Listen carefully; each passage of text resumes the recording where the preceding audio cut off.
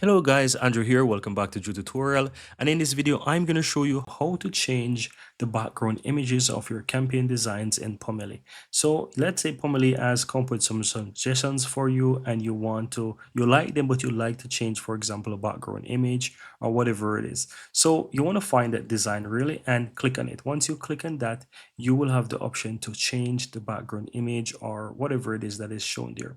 So as you can see, for example, in this one here, I click on it and on the right hand side, I can find the editor text, description, call to action, and even the image you can see right here, preview image. Click the pencil icon on the upper right, and from here you're going to see that it's going to pull from all the other picture designs that you have, or let's say images that you have uploaded in Pomelli. So here you can even upload your own image as well. So if you don't want to use any of these, you can upload from your PC by clicking upload image and just choose something from your PC. So what I'm going to do, I'm going to choose something else. Let me see if I have anything that I could use. So let's say I want to use this image.